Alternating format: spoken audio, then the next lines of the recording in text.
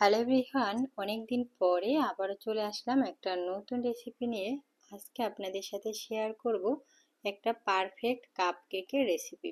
এর জন্য আমি একটা পাত্রে নিয়েছি 1 কাপ ময়দা, নিয়েছি 2 টেবিল চামচ কর্নফ্লাওয়ার, নিয়েছি 1 চিমটি লবণ, 2 টেবিল চামচ গুঁড়া দুধ, এখানে নিয়েছি হাফ টি স্পুনের মতো বেকিং পাউডার আর 1/4 টি স্পুনের মতো বেকিং সোডা, আর নিয়েছি এখানে 2 টেবিল চামচ কোকো পাউডার।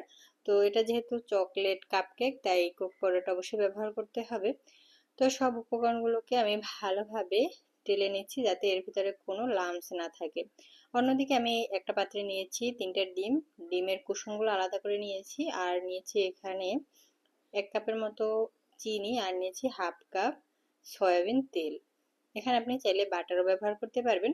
তো এখানে আমি সাদা অংশটা মানে ডিমের সাদা অংশটা আলাদাভাবে বিট করে নিয়েছি, তারপর অল্প অল্প করে চিনি দিয়ে বিট করেছি।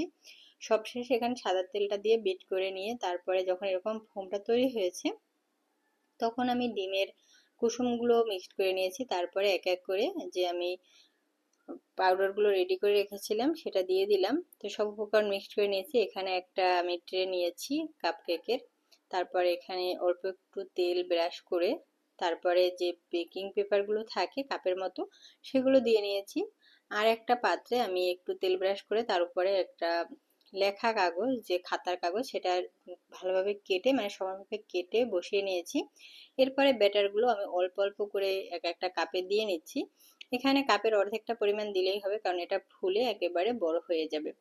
তো এখানে সবগুলো কাপে আমি অর্ধেক করে পূর্ণ করে দিচ্ছি। তো আমার এখানে 6টা কাপকেক হয়েছে, আর একটা ব্যাটার এখানে দিব একটা মোল্ডে।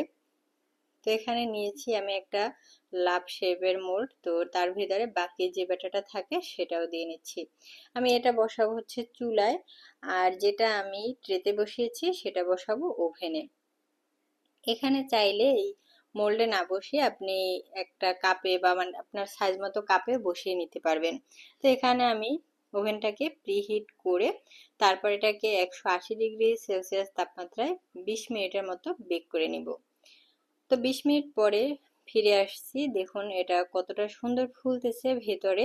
আর অন্যদিকে আমি কিন্তু চুলায়ও একটা ফ্রাই প্যান প্রিহিট করে নিয়ে মানে 10 মিনিটের মতো প্রিহিট করে তারপরে যে মোলটা ছিল সেটা বসিয়ে নিয়েছি। তো এখানে কেকগুলো কিন্তু খুব সুন্দর করে ফুলতেছিল, আর কেক না ফুললে কিন্তু একেবারেই ভালো লাগে না।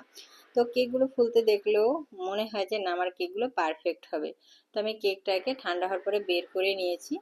তো এখনো একটু একটু গরম আছে। দেখুন কেকগুলো কতটা সুন্দর হয়েছে। দোকান থেকে যে কেক কিনে খাই তার থেকেও এই কেকের স্বাদ কিন্তু আরো অনেক